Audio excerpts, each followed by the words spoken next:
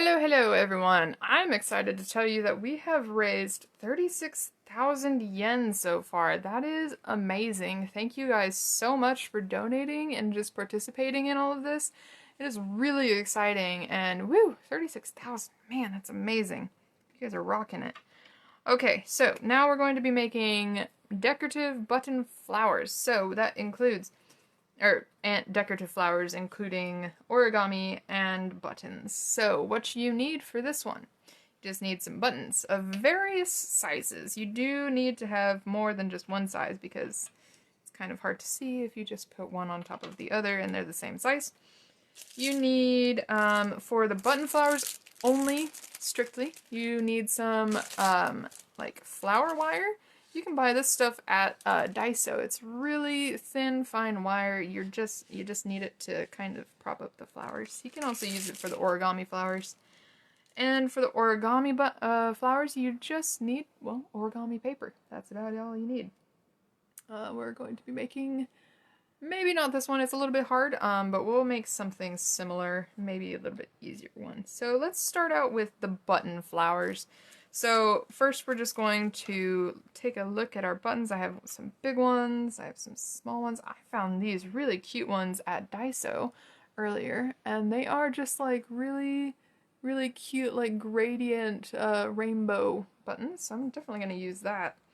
And then I also I found some buttons that I had. You can use buttons that you have in like your apartment, maybe from like sewing projects, or maybe just all those extra spare buttons that clothes always send along just in case one rips off. But you know, you always keep them around just in case, but I never end up actually using them because thankfully I'd never have buttons pop off. But you know, you can use any kind of button you want. I have all different kinds of sizes. You do want to consider the style. I just have a few really simple examples here. So we have some big ones, some small ones, some with 3, some with just 2 buttons. They're just nice to have. They make a cute little, if you add them to like an actual flower bouquet, it looks cute. If you add them alongside some origami ones, it looks nice. So we're just gonna go ahead and dive into that. Move the origami papers away. So first things first, you need just one strand of the flower wire. So just one. And you're going to, they are quite long, so depending on how long you want your flowered stem to be, I quite like having some wire on the end to be able to kind of make a little detail of just wrapping it around the stem of it to make it look a little nice and make it sturdier. So you can also, I mean, if you want a longer stemmed flower, you can just have it just be really small and like it only goes to here. But for this one, I'm going to bend it in half almost, about 1/3 or 2/3 of the way down. I'm just going to fold the wire in half. Easy peasy. So now what I'm going to do, there's obviously two wire ends. So I'm going to start out, we're going to make a big one. I'm going to feed the longest one in, nope, sorry, I was doing it backwards. You're going to feed the smallest one into one of this one has 4 holes, so you just need to choose diagonal holes. Focus on it, please. It's not focusing on it. So you're just gonna choose the two of the diagonal holes. So feed that through there. You start out with your smallest one because it's gonna go on top. You end up with your largest one because it's going on the bottom. That makes good sense. So we have that, and it kind of pops onto the end just because the wire is kind of firm. So next, I think I might go with a little mother of pearl one here, if I can pick it up. You want to make sure that you look and decide which side is the prettiest side, and I think it's this one. So we're just going to feed that on there. Bam, easy. You could make this a nice tiny little accent one, or keep going, add more buttons. Next, I think I'm going to go ahead and use this really cute button that I found today. was really excited to find this one. I thought, wow, that's really cute. So, bam, add it on there. Now you have a nice one. You could stop there, or you could just go extra. Just be extra with it. And I actually think that one's too close to the same size. So we're gonna go purple, giant purple. Gonna put that one on there. Simple, easy. It's a bit out of focus. Sorry, guys. So yeah, we have our buttons. They're pretty wide. So now what you want to do, just to finish it off, you're just going to put your finger on here, kind of pinch them together, so that way they don't slide down the wire. And you're going to hold it up here so that the wire is pointing upwards. You're going to take the shorter wire. So I'm going to take this one here because it's shorter. And you are just going to pull it down to be parallel to the button. You want it as close as you can get to the button so that way it doesn't move, it doesn't go diagonal or slant weirdly. And you're just going to twist it around the base of the button and the stem. You want to, just this first one, you really just want to get it close to the button so that way it doesn't do anything. And after that, if you want to do anything, you can just keep doing that and have a really nice little coil here. Or if you want to make it a little bit less coil-like and a little bit more just all the way down, you can just kind of, you're going to take both wires and do this. You're just going to kind of twist gently, just keep going. On we go.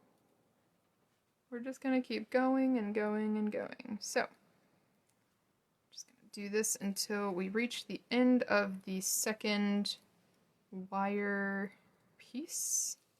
These buttons are really simple to make, really easy to make, and you know, I don't know if anybody else's grandma does this, but my grandma had a ton of like really fancy buttons, and I know like a lot of old blouses have those that don't have holes on the top. You can use those as long as you just kind of have like a more dipped in second button that because the buttons that don't have holes in them like these buttons do, they do have those little like loops underneath them. So it makes it hard to use those for this, but you can as long as you have something that little loop can rest in to make sure it doesn't like flop around. So one day I'm going to just make a whole bouquet using some of those fancy old buttons I know I have somewhere. So we have a nice flower. Bam. So you can just make use of any buttons you have. It's really simple and easy, and it's a nice little added extra into a bouquet. Alright, now the origami flowers are going to take a little bit longer, so we're going to get started on that. So we have our little button bouquet. It looks nice. Yeah. Wow. Okay, let's get started with the origami. I really love origami. It is... Oh, I just love it. It's just so much fun. I'm going to use some more of this adorable paper that I have from before. It's corgi paper and cat paper. There's penguins too. Okay, I might use the penguins because they are really good and cute. But actually, no, I'm going to use the corgis again because I like corgis. It's a good thing about origami, you get to choose what kind of paper you like. So, we did make a bell flower in the paper mobile workshop, so if you want to make one of those, I suggest going back there to check that out. I'm going to walk you through how to make this. This is a daylily flower. They're really cute, and I just really enjoy making them. If we have time... I just think this one's a little too advanced. So, just beginners today. So we're going to start with our paper. the top part, the outside part, is going to be facing downwards. We're going to take one side, we're going to fold it like a hamburger, and we're going to unfold it, turn it, fold it again the other way. And we're also going to take the paper, flip it over, and we're going to fold it diagonally, match those corners up really nicely. The nicer your corners are matched up, the nicer the piece of origami is going to turn out. It's going to look way nicer. So yeah, you just match that up real nicely. Make sure it's really nice and even. Alright, I am excited for the workshops that are coming later too. They're just going to be really nice. Alright, so here's what you're going to do. We have our nice square piece of paper that is invert and is folded. Alright, we're going to take the two sides that have the creases kind of popping inwards. We're just going to pull them together. Okay, so we're pulling those together. They match up nicely. And then we're just going to kind of fold them together and bring the other corners in. So like this. And it has made our square base. There's other methods to that. That one's just the easiest one to explain, I think, for me right now. So we have this. We have our square base. This is what that is called. So what you're going to do is you want the part that is not open. Does not, it's completely closed. You can't do anything with it. You want that pointing away from you. And you want the part that is open. You can see the inside of the paper. You want that pointing towards you. So put it down on the table and you're just going to lift up one of the flaps, kind of make it easy. And you're just going to squash it down. If you can't get it to do it right, you're just going to take your finger, poke it in there, open it up, and then line up the crease line with the lines here, and you're just going to squash it down. I don't know a lot of the technical terms for origami. I just kind of do it, but I think I learned the other day that this is called a petal fold. Correct me if I'm wrong, if you know. So we're just going to do that for each of these little folds.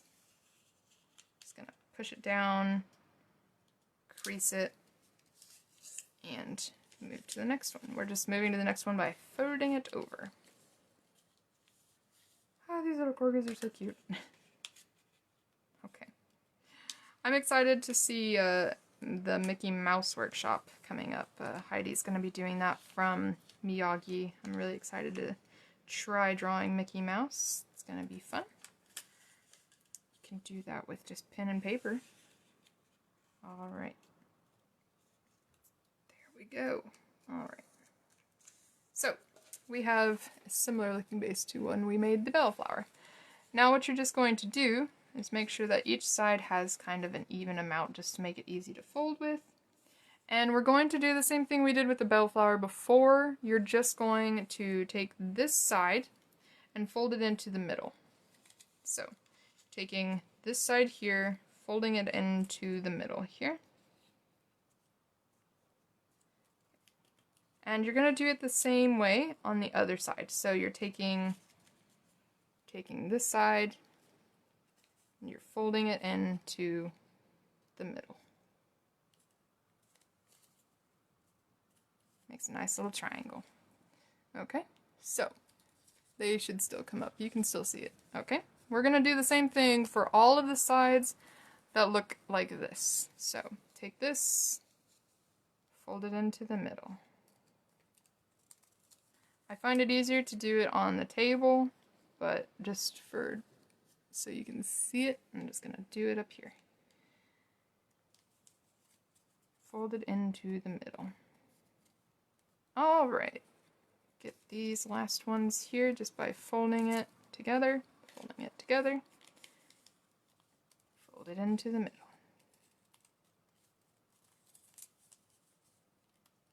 Fold it into the middle. It's a really nice day outside today. Hope you guys can get out and just enjoy it.